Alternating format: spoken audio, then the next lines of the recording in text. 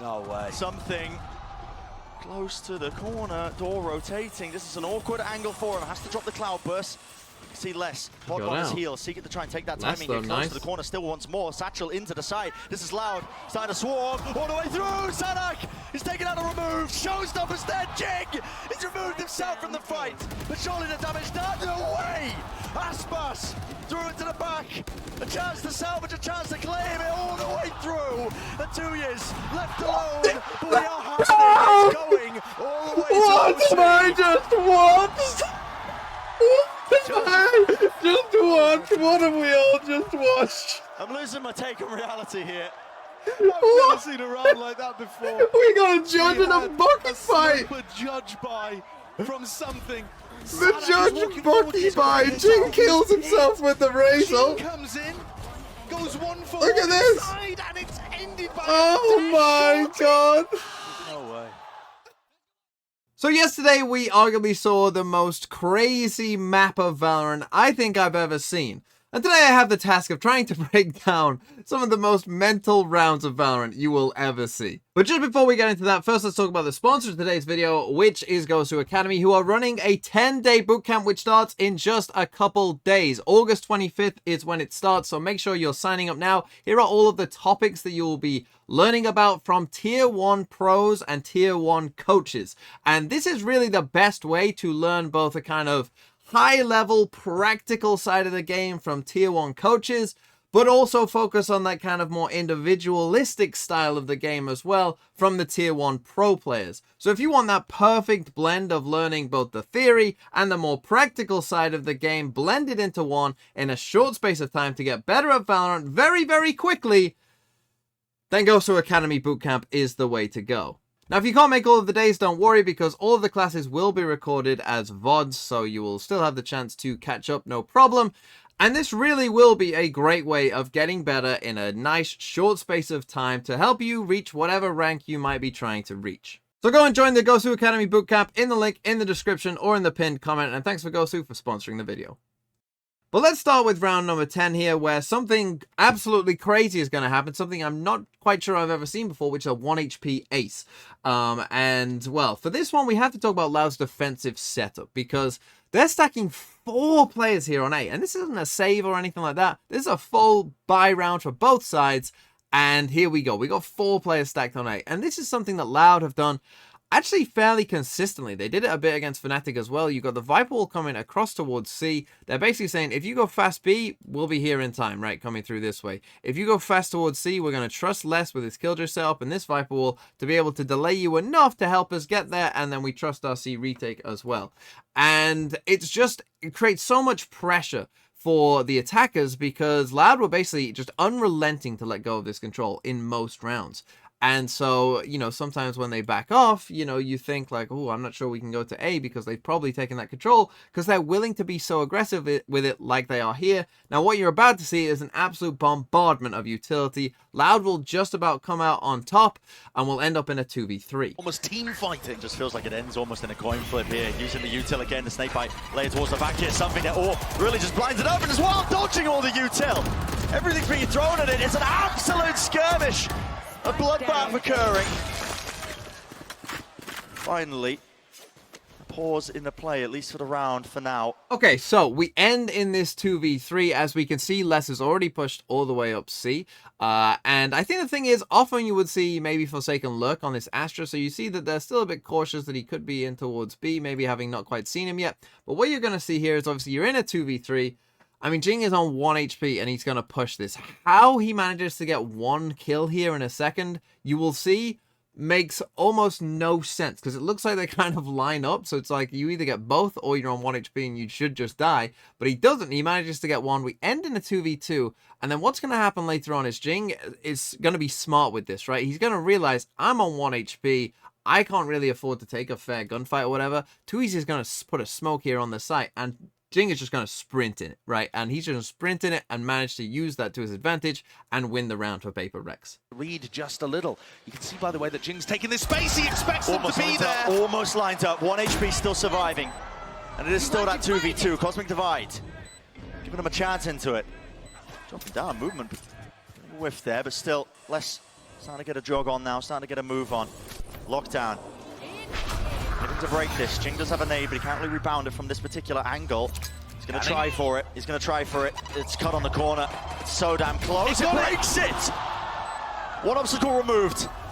But Loud is still in this one. TPing close! It's messy, but Jing, sole survivor, that's the ace! Nasty stuff. But now let's skip ahead to round 15. It's currently 9-5 to Loud. They're now on the attacking side, and this was a real turning point in the game.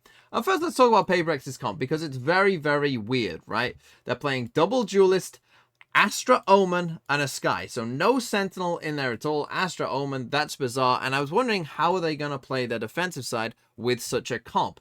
Are they gonna, like, I just couldn't see it, right? And the way that they decided to do it was to just leave massive gaps, right? This is against a bonus round, right? Where normally you'd want to be playing safe. But in a lot of these rounds, this is what it looked like. Nothing on B whatsoever. And you'll see that as we run this round forward in the first early skirmishes, you know, they come and take this A control. They're pushing up on C as well. I mean, you know, if anyone's lurking up here for Loud, you know, and getting onto B quickly, like, you know, there's literally nothing there. But even, you know, the time goes back, right? Someone's got time to walk through this.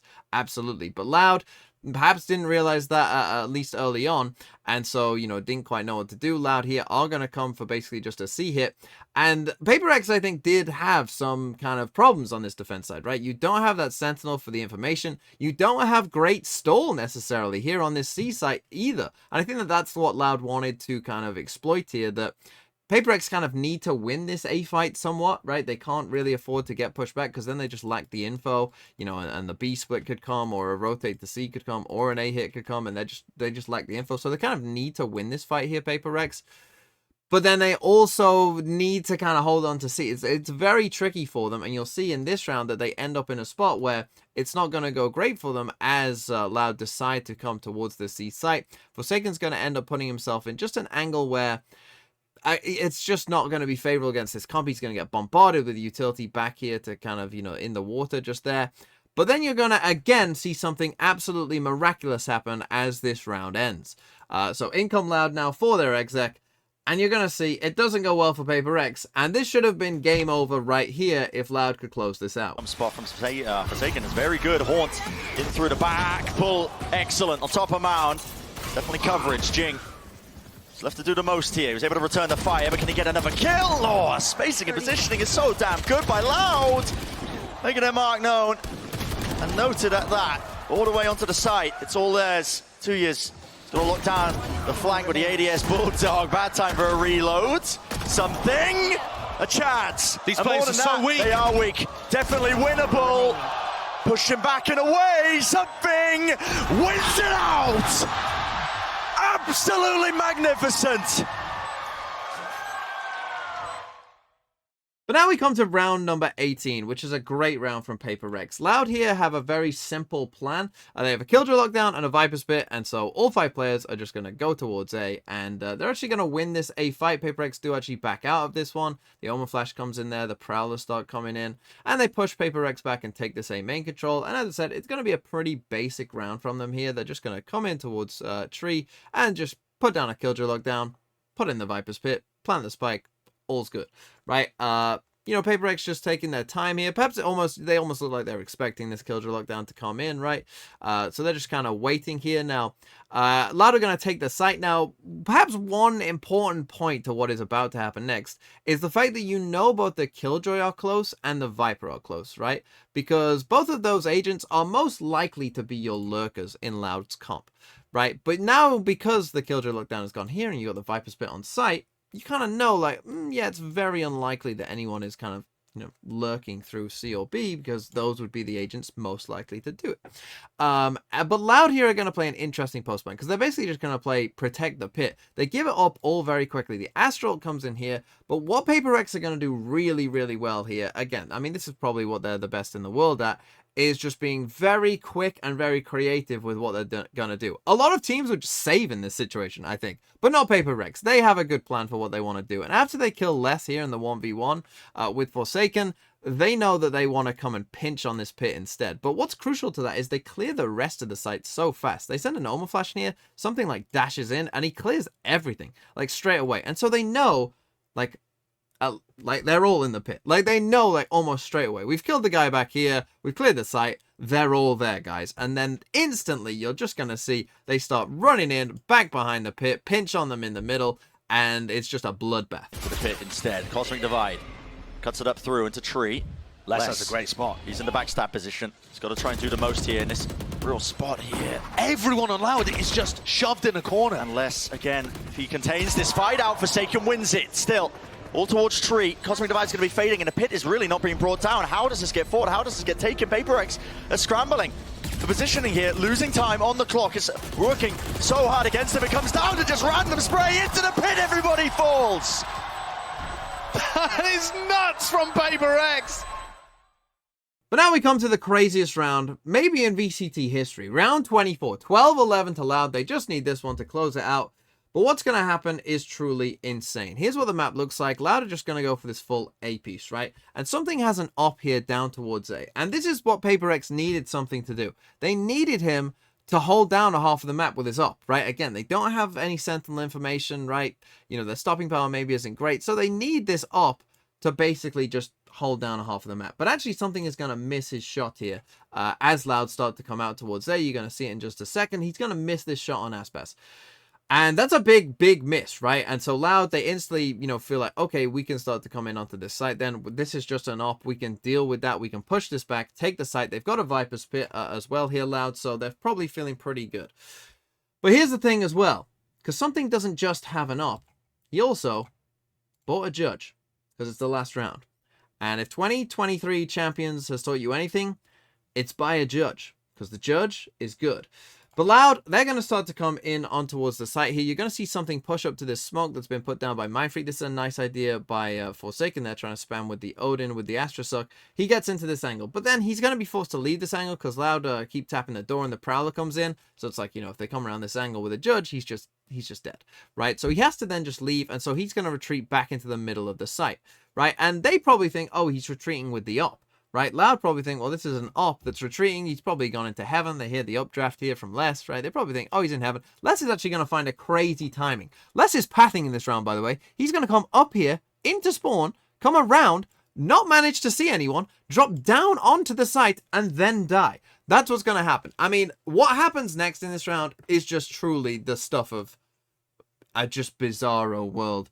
Jing is going to kill himself with the ult. Les somehow doesn't see anyone. We get a Judge versus Bucky fight to determine a map. It's just truly bizarre. I'm just going to let it play out and let Bren describe it to you. See Les, hot on his heels, seeking to try and take that timing here. Close to the corner still once more. Satchel into the side. This is Loud. Starting to swarm all the way through. Sanak is taken out a remove. Showstopper's dead. Jing! He's removed himself from the fight. But surely the damage done. No way!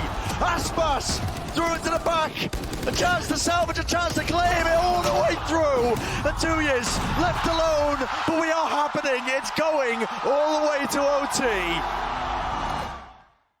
But now let's come to round number 27. Game is on the line. It's overtime. This has been a defensive-sided game. Paper Rex take a timeout to talk about their attack side, and they come up with this round, which is absolutely genius. They start with just a Sky Flash and a bit of Odin spam here from Forsaken, but only a Fade Horn comes out, right? No nade, no flash from the Omen or anything, just a Fade Horn. So they come and take this space, and this is an absolute genius call. This Prowler comes out, doesn't see anyone. Instantly, you can see Device starts rotating over towards C, because he's going to fake as if they're going to come back towards C here, and these guys are just going to stay quiet on A. It's a genius call, and considering what had come before in this game, right, we had seen so many chaotic rounds, so many fast rounds, so many, you know, like, just blitz it through. They're going just quiet here and avoiding, again, the second Prowler. You see that this dog comes out towards C. Watch the effect it's going to have on Sadek. He's going to instantly just be like, well, that's where they must be going. Kalanzine even, you know, starts to drift across as well, probably expecting that, they probably are coming towards C. Flash comes in. They're going to start using Astra Smokes here as well. All the while, Paper Rex just walking up in on A. And actually, they managed to clear out all of this space and don't see anyone, right? Loud have just stuck with this little setup here on B where they've got the op here and they're just waiting to Omen flash. Aspas actually stays on this angle with the op, but Paper Rex, they get the spike down. But now what you're about to see as well is obviously Loud have a lot to clear out. right? They've lost all of this space, right? They could be anywhere on site. They could even be pushed up here. Obviously, we can see Paper Rex are pushed up here, but they could be playing far back as well. Divine now becomes a lurker after faking it over towards C as well. And you're going to see, initially it doesn't go too well for them, but then just being the classic Paper Rex aggressive in their stance, it's going to end up working out for them. And this was a beautiful call at such a massive moment in this game. So on Aspas, it's going to be hard pressed with the operator. He's still locking down his one angle, and the footsteps that they get heard by Divine. Really expect this one, don't really anticipate it. What's he looking away for? Not too sure still, it's there. Covering fire. Lead raining down onto them, Loud. With so much to do now. And time is definitely ticking. It's all being used up, dropping down onto the side here. Something off to the side, he needs some help a little bit. There it is. First one found, first one collected. Many more ready and waiting! In the face with the spraying and praying. It's Paper X on map point. And then quickly to end here, we'd come to round number 28. And again, we've got something with the op here. He's over towards C. Again, just on his own, out towards here on C again. And you see the Paper X, they go for this triple push-up. Static actually ends up getting one here after it kind of gets a bit odd. We get a trade there. We end up in a 4v4. Now, again, I've told you that something like they need to trust him to hold down half the map, right? Again, where he is, he's just like completely alone, gets hit by a Prowler, has to dash away. Aspas decides he is just alone, right? Loud have kind of figured that out by this point, but he just about manages to escape. And now as the rotates start coming in and they do start to see that this is this C hit, eventually something is going to get a kill here.